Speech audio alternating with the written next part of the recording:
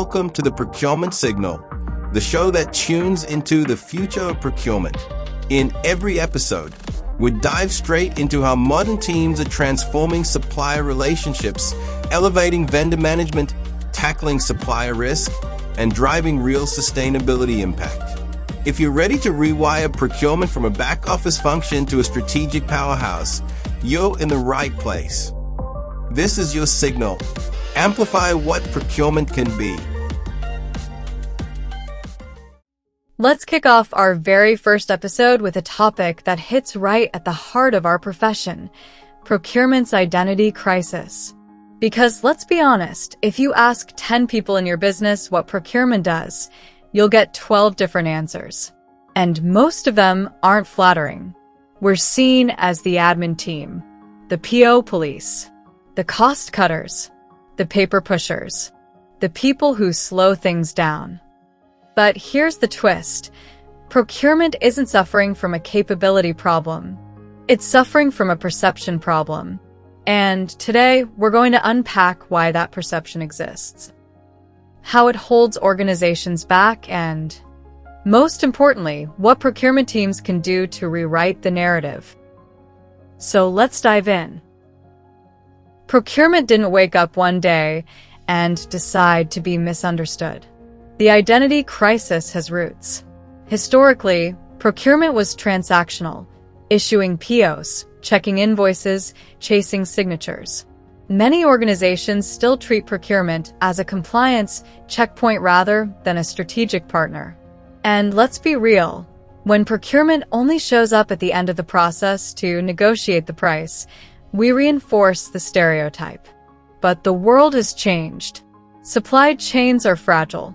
Risk is everywhere. Sustainability is no longer optional. Innovation increasingly comes from suppliers. Yet the business still sees procurement as the team that buys staplers. This mismatch between what procurement actually does and what the business thinks we do is the identity crisis. Well, this isn't just annoying, it's expensive. When procurement is misunderstood, teams bypass the process, creating risk exposure. Suppliers are on board without proper checks. Contracts are signed without commercial safeguards. Opportunities for innovation are missed. Spend becomes fragmented and uncontrolled.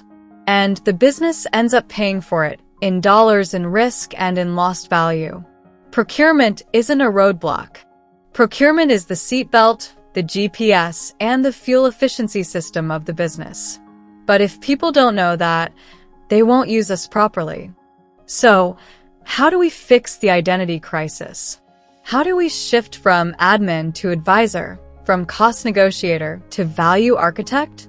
Here are 5 practical, actionable strategies procurement teams can start using today. Number 1.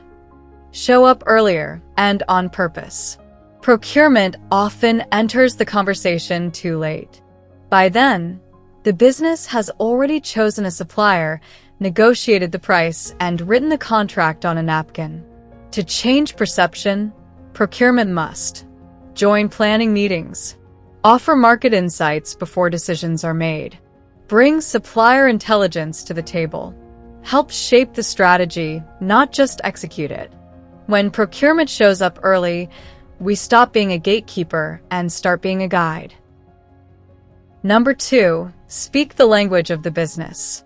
Procurement loves terms like category strategy, RFX, TCO, and risk matrix. But the business cares about speed, outcomes, growth, customer impact, innovation. So, instead of saying, let's run a competitive sourcing event to optimize total cost of ownership, reword it to, we can help you get a better solution faster with less risk. When procurement speaks human, people listen. Number 3, tell stories. Don't just talk about cost savings. Savings are important, but they're not the whole story. Showcase wins like supplier innovations that improved operations, risk mitigations that prevented disasters, sustainability wins that support brand reputation, contract improvements that protected the business, partnerships that unlocked new capabilities. Turn your wins into stories. Stories change minds. Number 4, build relationships like a sales team. Procurement is the only function that touches every part of the business, but we rarely treat internal stakeholders like customers. Try this. Map your stakeholders. Understand their goals. Learn their pain points. Offer solutions proactively. Follow up like a consultant, not a clerk. When stakeholders feel supported, they stop seeing procurement as a hurdle. Number 5, redefine the metrics. If procurement only measures savings, the business will only see procurement as the savings team.